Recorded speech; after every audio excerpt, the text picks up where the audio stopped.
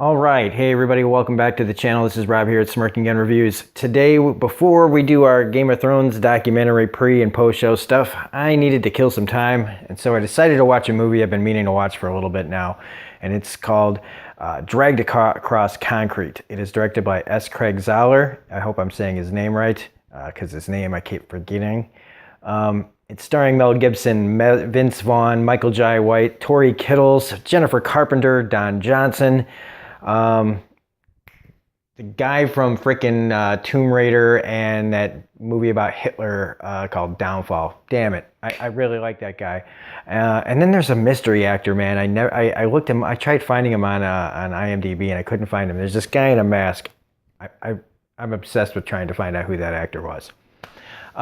So anyway, Dragged Across Concrete is, I believe, the third movie by this director.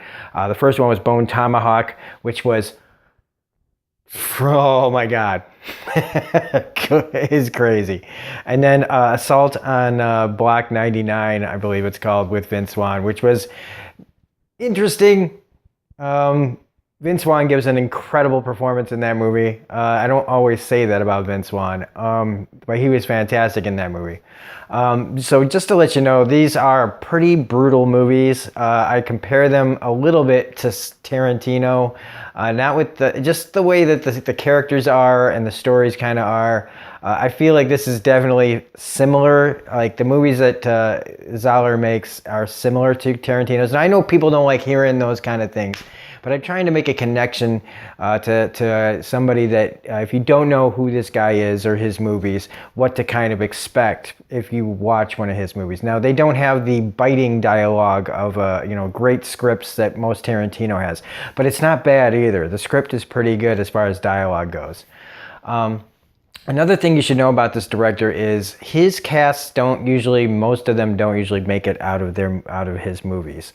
These are really harsh, pretty realistic worlds that he's in. And I know that just after reviewing Brightburn and complaining about the realism of that movie, how they were trying to make it, what would it really be like if Clark Kent went bad kind of situation as a child.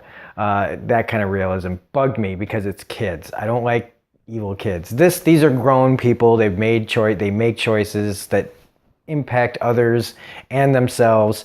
And so it's one of the reasons why I really love this director. I did not see this movie because of Mel Gibson. Like, he's not the draw anymore that he once was after everything that's gone down. I came for the director because two movies were, Bone Tomahawk was good, but I didn't know about Assault on Block 99. I saw it, I was like, all right, still good. So I gave him a pat. I just automatically gravitate towards this guy. However you feel about Mel Gibson, I'm not going to get into that kind of thing on this video, because I really happen to like him, and I like everybody in this movie. Everybody. One of the people that surprised me the most was Michael Jai White, who usually just plays kind of a hard ass with a bad attitude. And in this, I got to see him. You think he's going to be that way, and then you get to see, like, the character, surprises me. And that's one of the great things about this. Now, to talk about this movie is 2 hours and 30 minutes long. Okay? This is a long movie. And it feels it at times. Other times it feels like it's zipping along. But it's a crime movie, and they don't make crime movies like this one hardly at all. This is why I kind of compare it to Tarantino, who makes movies like once every 4 or 5 years. But we don't get harsh, really crazy movies like this that are, that make you uncomfortable, to be honest with you. The language that people use, and I don't mean swearing, just how people can be towards each other is very harsh and real in this movie. But now that I've said all that, and before we get into spoilers, because there will be spoilers at the end of this, because I have to talk about a few things, for people that want to come back and talk about some of the stuff that happens if you see this movie. I do highly recommend watching Dragged Across Concrete. I had to rent it on Amazon for like $6 because it's not at the Red Box and nobody's got it on any other streaming services. This was not a wide release movie. I read that they were going to give it a bigger release, but he didn't want to cut the movie down. And I think he should have. I think he should have cut it down. I think he didn't want to. I gotta respect him for like having the integrity of wanting to do what he wanted, and say screw making money off of it. I do, but he could have cut a few things out of here. Not really much though. Not really much. Maybe just trimmed some of the scenes a little bit and made it a little more palatable because they wanted it to be like an 2 hours and 10. So they were asking him to lose 20 minutes in there. And it's kind of hard to cut stuff out of this movie, I feel like. But whatever. It's a long movie, but it's very intense. And so I was never bored, especially once it really gets going. Now, it takes a little while to get going because you're introducing yourselves to a bunch of characters in this movie. Once it gets going, though, once you start to, because this movie starts out in an interesting way, and meeting these characters, you don't know that it's going to end kind of where it heads up. Once it starts heading that direction, you can kind of see where it's headed a little bit. But one of the great things about this director is you really don't know. You don't feel safe watching his movies. From the very first scene in this movie, I was kind of tense. And one second. So yeah, right away, he has a great way of building suspense and tension through dialogue, through the just the way he tells his story. That pretty much I had to, when it was finally over, I could breathe. Like now, kind of. I feel like I haven't really breathed much since I was watching this movie. So anyway, let's get into it. So this movie has Tory Kittles is this guy who's just getting out of jail, and he's trying to get himself acclimated before he does anything illegal again, which is what Michael Jai White, his character, is kind of asking if he wants in on a job. And we get to introduce to this character who you can tell cares about his family, and it feels like whatever he did, he's not proud of. We also have then Mel Gibson and Vince Vaughn, who are a couple of cops.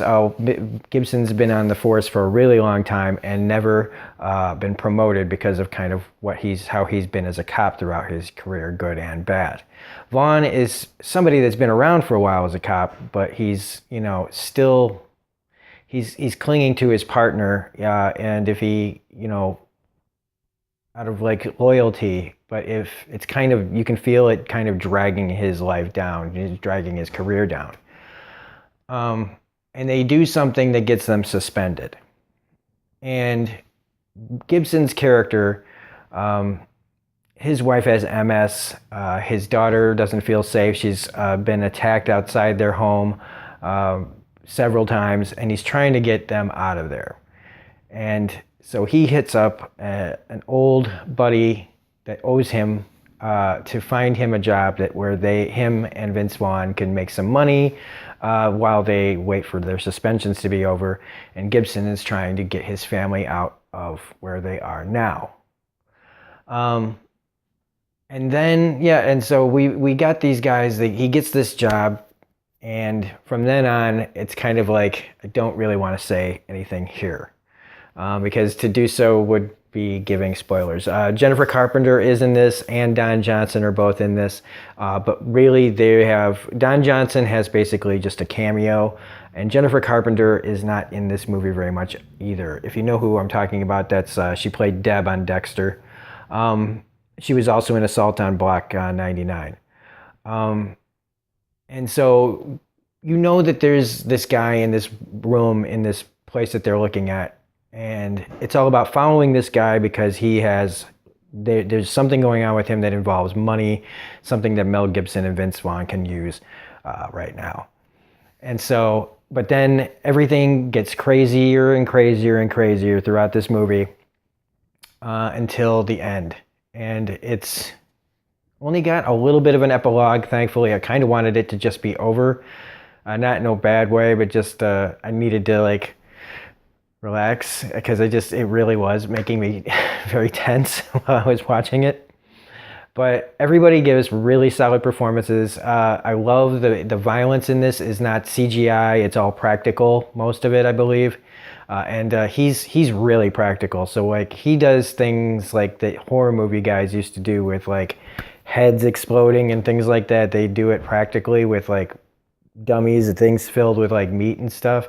That is in here too. So just to give you a warning, that whole little bit I just said should kind of give you an idea of what you're in for at certain parts of this movie.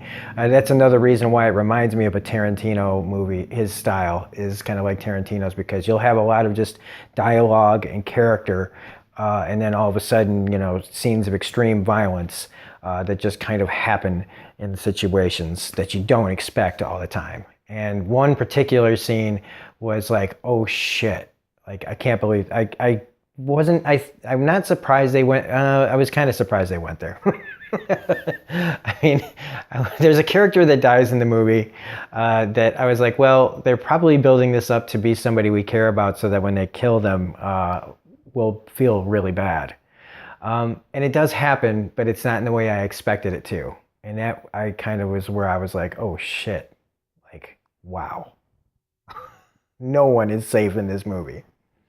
And so I don't know what else I can say about it other than spoilers, except like everybody's kind of heading towards the same place. They just don't know about each other, and some of the characters don't all know what is going to be the thing that they all go to. If you see the trailer, and I was trying to get the trailer to come up, but it wouldn't. That's why I've just got the poster here, which doesn't look that great. But okay, whatever. we can try to see if it's working, but it's not. It's still spinning. I tried. So anyway, this is where I just give my final parts then, and then we're going to talk a few spoilers. So you can come back after that. But this movie is really, really good. Again, they don't make movies like this very often. It's not for everyone. Not everyone is going to like this movie because it is brutal. It is harsh. But it's also really well written and really well acted and really well directed. And so if you know about this guy and who I'm talking about, just a fantastic movie. So check it out. I highly recommend it. So the next part is going to be spoilers. So for those people who aren't going to come back, please hit the like button, comment, share, subscribe, all that stuff. Okay, spoilers. So if you're still here, Jesus Christ, they blew fucking Jennifer Carpenter's head off. They shot her hand off and part of her fingers, and then they blew her head off as she is just forced to go to her job that day. She didn't want to leave her baby. She'd been on maternity leave for 3 months, over 3 months. She goes to work and immediately is murdered by robbers. Fucking hardcore shit. And I just was like, oh, whatever happens to these people. But already I was just kind of like, I don't really care what happens to these bad guys. But wow, I mean, she really did a good job in the scene that establishes like she really just wants to stay home. And man, did Jennifer Carpenter bring it in a kind of a really thankless, almost thankless role. She had to make you care really badly about what happens to her later. Just wow. Tory Kittles. I've only seen him in a couple of things. I believe it was Colony on USA that I've seen him in, and I liked him in that, but he really shines in this movie. He's the wild card in this movie. There's a lot of people that are smarter than they say they are or seem to be in this movie. And he's one of them. And I got to say, he's fantastic in this movie as this guy who's just trying to do what he has to do for his family. See, everybody in this is kind of doing things that they feel they have to this is their world. You know, we look at it and we go, how could you ever be this way? And I find these kind of stories interesting. Like, what would it take for me or any of you to do some of the things that they do in this movie? And, you know, like, forget about the real bad guys. Like, everybody's bad. Okay, like let's just say it right now. Everybody's making bad choices and they're making excuses for it. They've gotten themselves into trouble, and what they do is making it worse. But there's bad guys, and then there's the worst guys. And those are the guys that are in charge of this robbery. And I want to know who the guy was that walked into the convenience store with the full-on freaking practically, it looked like the guy from Hellboy, the first movie by Guillermo del Toro, except he had a talky thing, like a talky thing. He had a mouth. Jesus. He had a hole in the mask so he could talk. But that guy was seriously one of the scariest psychos because they never reveal his identity. There's something about never seeing somebody under a mask that does things like that you just go, I just need to know who it was. In my case, I just wanted to know who the actor was that was playing him, and I still don't know. I didn't look at the credits before I did this. I'm such a fucking idiot. Sneepy. Jesus. So let's see. There's that. Don Johnson, just has like a cameo where he talks to them about why they did it. And there's some interesting conversations early in this movie that makes it very interesting that Mel Gibson takes this movie, because it has to do with a lot of the beginning of this movie has to do with race and perception of like how people do things and the way things used to be and the way things are. Politics of now and politics of yesteryear. The old meeting the new. We've had movies like this before. Even No Country for Old Men was kind of about that a little bit as well. But nobody's innocent in this movie, just about, except for the families. And they're always the ones. It's always them. And that's another thing that they didn't shy away from, really, is the people that really suffer in this is the people at home, the people that are waiting for them to come home. They're out there making these crazy life and death decisions. That end scene where I kept waiting for the fucking sniper rifle to ignite the gas tank, but I didn't have to worry about that because they bring up the dragged across concrete saying once at the beginning, and then you know what they're talking about at the end.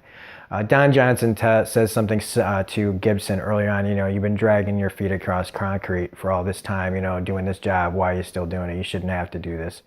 And then literally the hostage at the end of the movie that's walking towards or crawling across and dragging herself across concrete to get to them. Wow. And the shoot, like the fact that they threatened her family, put a gun in her hand, pretended that she shot them, and then she drags herself across the concrete. While Vince Vaughn, who, he's in this until he isn't. That's what he keeps saying throughout the movie. I knew right away that they needed to kill her. It'd be horrible because you're talking about murdering a hostage, but I knew immediately that she had a gun or something. I didn't think it was a bomb. I was like, they can't have a bomb. You can't blow them up right here. But she gets the drop on Vaughn and kills him. She shoots him and Gibson blows her away brutally after doing it. He probably could have knocked the gun out of her hand, but I think instinct tells you when somebody shoots your partner, you shoot them in the fucking head, no matter who it is. But I kept saying, and I know it's not right to say it, but I was like, the writer wanted us to fall in, but I'm like, no, you kill her. You kill her before she gets to you. These people are smart too, and that's the other thing, is everybody's kind of smart in this. Even Michael Jai White, who I just love his scene where, there's some really great character stuff between him and Tory Kittles in this movie as well. But when he knows that... So yeah, even when he knows that he's not going to make it out of here, he swallows the key from the bad guys so that they would have to rip into him to get the key out. They need this key to get into this garage to switch vehicles. And then he throws it up and he swallows it again. But in the end, they still rip it out of him. And that was, wow. I felt that. You don't usually feel it. I don't usually feel it when they show things like that. But I was like, I felt that. I felt the knife go in. Oof. And then Gibson dying at the end, like I knew he wasn't getting out of this movie. I mean, the whole situation gets so bad. I mean, everybody's dead except for him and Tory Kittles. And both of them have guns, or at least you think you do, because Tory Kittles grabs something out of this like glove box that Gibson wouldn't have known was there when he checks the car. But I don't think it was a gun in retrospect. I thought it might have just been something to eat or something like that.